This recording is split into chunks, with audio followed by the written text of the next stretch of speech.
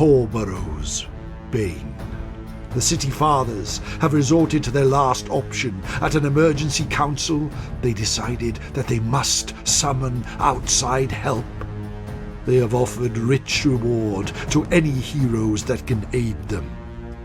You have answered their call. Hi guys, welcome back to the Hero Quest adventure for Torborough's Bane. And thank you very much for your votes in the poll in the community section of the YouTube channel, because we've determined what the adventures will do next. They will not continue down into the lair to the second level. In fact, they will go back and trace their steps back all the way back through the dungeon to exit into one of the stairs leading up, which was over here. That was the closest one. So I dotted back 12 spaces, rolled a dice, and then until we got to this point here where we found some wandering monsters. I rolled that up for 2, found 2 warriors, and the adventurers, well, the 2 henchmen actually, that are aiding us in our quest, dispatch those with absolute ease. And we could find our way back and retrace those steps back through using the map all the way out to the dungeon. So having the map is really important in your adventures of your advanced hero quest, making an accurate map. Even though mine's a little bit messy, but I can sort of work out exactly what happened. Now, after our between expeditions phase, we have to go back through here, retrace our steps the same way all the way through here until we get to the stairs down. There should be a stairs down here on our adventure. But anyhow, let's move on to this, to the next part, and see what the adventurers can spend their money on. I totaled up all the gold. So Thorwald had 230 gold crowns in his little purse. 230 gold crowns plus 1 jewel, which is worth 150 with Jerome. It's quite a considerable amount of gold, actually. So Tim had nothing on him. Johan had the Ring of Protection, level 1, which you'll keep. 10 gold, and a Potion of Invulnerability, which you'll keep also. Ethrian Moongloom had 200 gold crowns plus another 50, so it's 250, which is the max he can take. 4 crossbow bolts.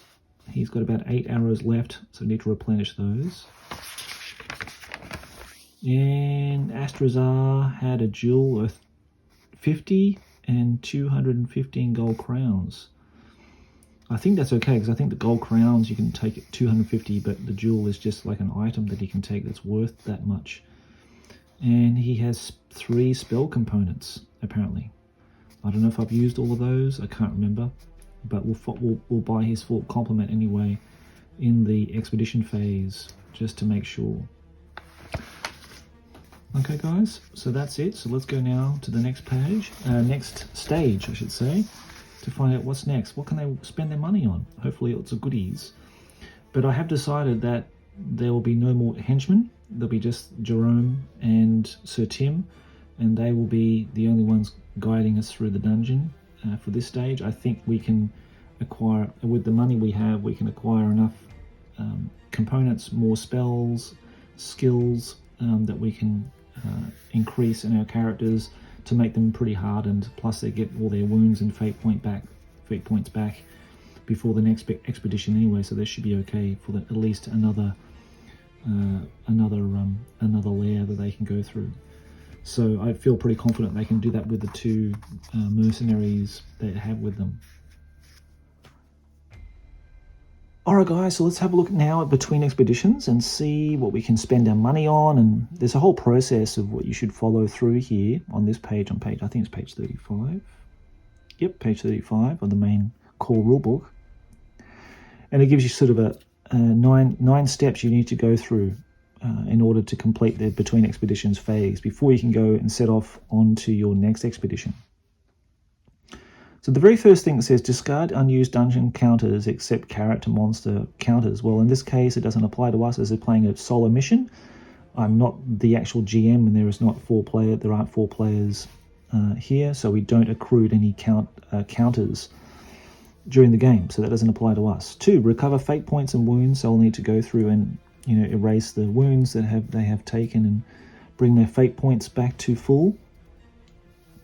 Gain fate points for recovered quest treasures. Well, we haven't actually completed our quest.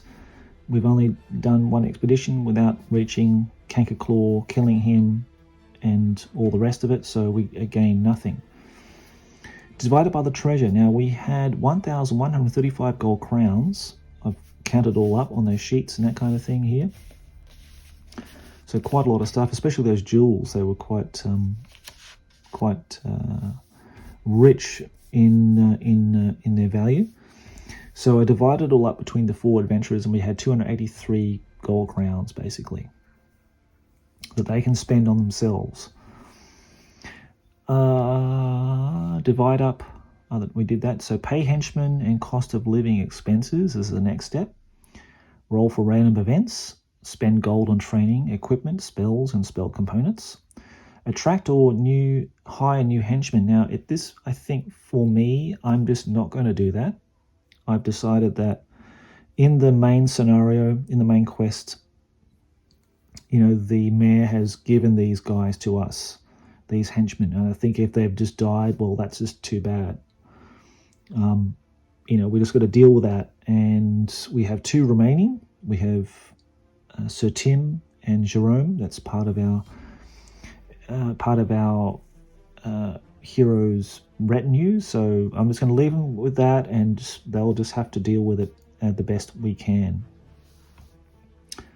And then we embark on our next expedition. So we've divided the treasure. So you do that equally between all the heroes. We've done all that.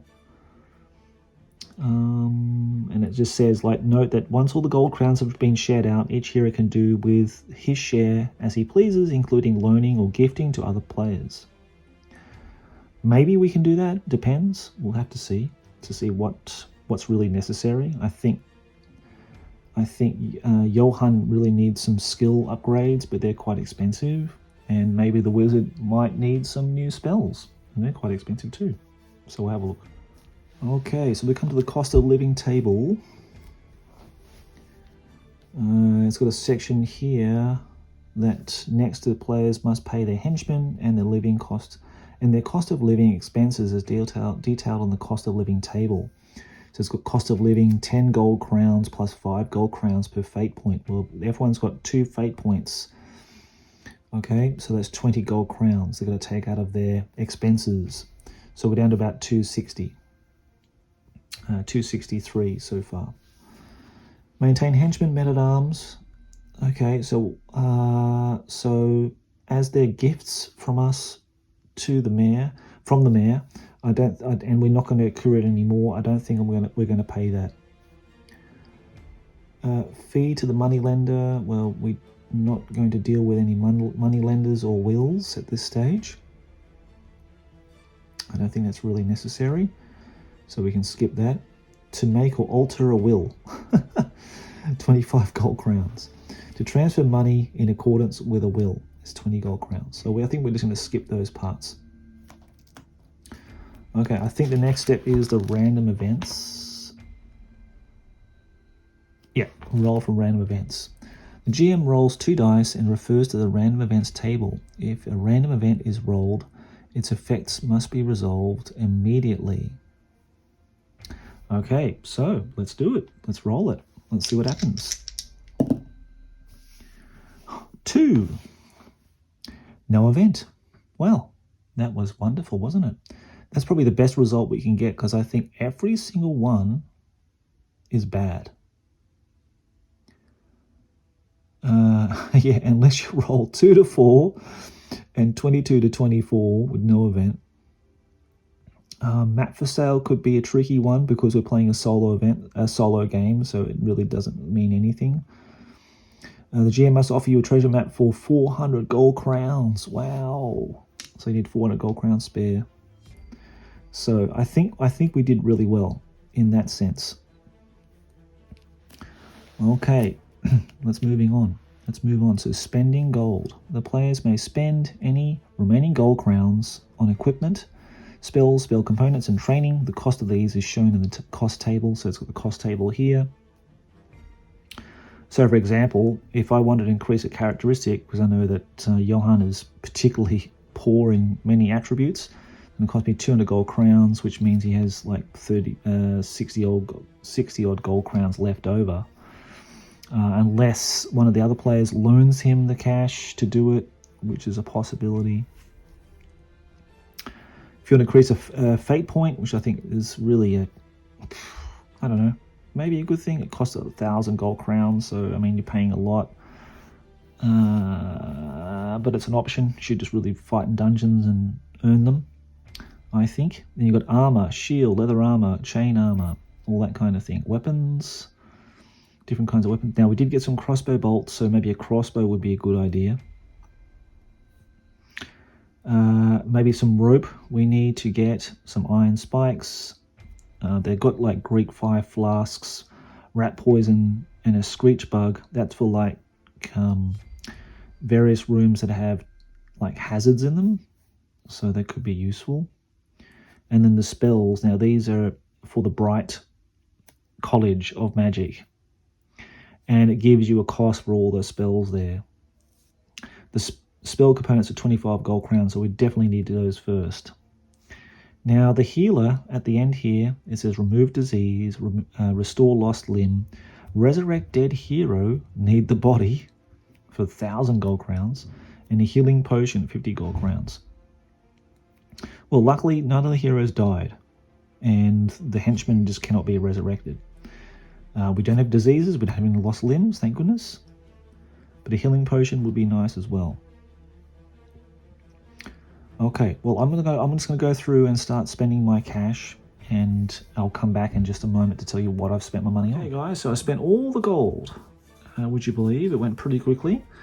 So starting with Astrazar, I decided to get a new spell for, it cost 200 gold crowns. It was quite expensive, the Bright Key, but basically allows me to create a door.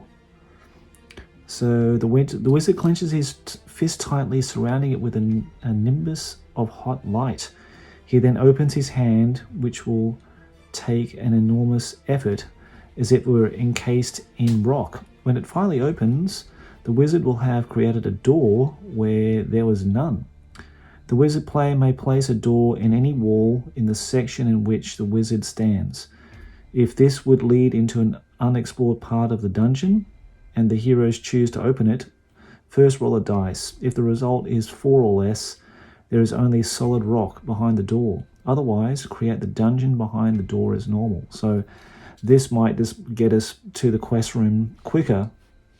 So I thought this is quite a good option here. It only takes one component using a silver key to cast the spell. So I'm quite happy with that as my 5th spell. And I had to share sort of the money around a little bit because I was sort of a little bit in the red, but I got another 2, not in the red, I had 13 gold crowns left over, I should say, after my living expenses, and I borrowed some money off the other players that had some gold crowns left over, and got another 2 spell components to bring me up to, no, it's actually 4 spell components, sorry. I think I was down to 2, so now up to 6. So that should make him fairly useful, especially with the Flames of Death spell as his offensive spell, Flames of the Phoenix to be more healing, and the Bright Key to open up doors where there are none, and Dragon Armor, of course, increasing the toughness of one of my players, including himself. So that was his character. Then Ethrian Moongloom, I decided that his toughness was 3, so I spent 200 gold crowns to increase his characteristic. You can only do that twice. For toughness, I think it's toughness, speed, bravery, intelligence, wounds. You can only do that twice, apparently. So I did that the first time to get him to 4, and then bought him some chainmail, which increased his toughness up to 6 now. I got him the crossbow because he already had the bolts, and it gives an extra 6 bolts an hour, so to 10. And I got him some extra arrows to bring him up to 20. So he's looking a bit better. Having that little bit extra toughness does help. The armor does help as well, but it does decrease his speed and his bow skill. So I've adjusted that in his range combat score here. So it was like 4, 5, 6, 7, 8. Now it's 5, 6, 7, 8, 9 now. But I'm willing to live with that. Johan. Now Johan needed some assistance as well. So I didn't get him anything here. Maybe a weapon would have been better, actually, getting him that. But I just thought, look, you know, he needed an extra wound. He had 2 wounds. So I really wanted an extra wound. So I bought him the wound, basically, for him. So instead of 2 wounds, he's got 3. Just give him that little bit of extra buffer there. And nothing else for him. So now I could give him the halberd, the magic halberd, which dishes out 5 dice, but I think I'm happy with that with the dwarf. He's better just sitting back, protecting the wizard, and, you know, having that role with the party for now until I can increase or get him better equipment or that sort of thing. He's got leather armor at this stage as well, which is not great. But I had to put the money in the priority where I thought would be best for the party. Thorwald, I got him, let's see, some plate armor. It's also quite expensive, but I got him that because he's basically my tank. So that increases him toughness up to 10 now. Gives him +3 toughness, -2 speed. So his speed is actually 5. Didn't record that. So very slow in combat. And his bow skill's -2, but he's not using any ranged weapons anyway, so he's okay. I've got 20 foot of rope, 10 iron spikes as well. He's carrying leather armor, because I think you can't have them both on at the same time. I couldn't find a rule where you could have leather armor and plate armor over the top. So I'm just putting that back into his equipment area and just giving the plate armor there as something he's carrying. Now he's got a warhammer and a magic halberd, but I'm happy with him taking that. Maybe I can give the warhammer to somebody else. Maybe Johan can take it, but it really depends on his strength. His strength 7 and Johan is strength 5. So I still think that he's not going to be any better. It really depends on your strength, the amount of damage you dish out.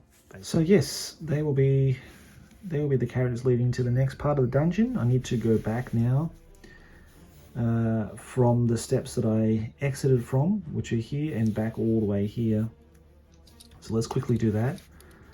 1, 2, 3, 4, 5, 6, 8, 12. Oh, there's one right here. The very first one I rolled. So as the party went back into I thought I'd just roll to see, you know, any encounters that they had when they went back into the dungeon from the exit point. And right on here, the very first one I rolled was a 1.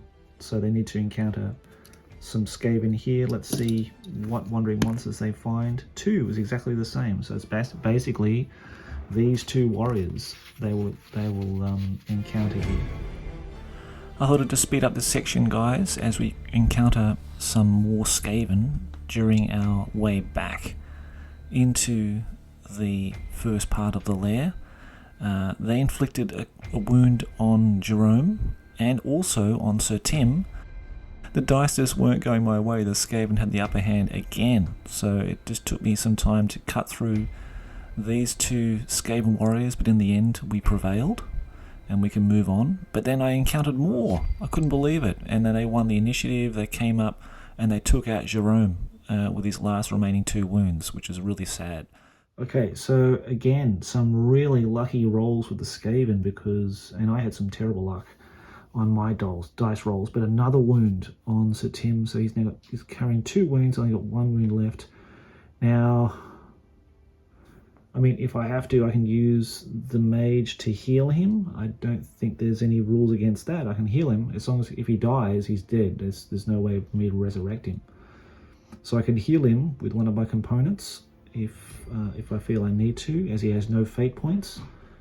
But we'll come to that later. The elf did manage to fumble, rolling a 1, hitting Jerome, but luckily all 3 dice didn't wound him, thankfully.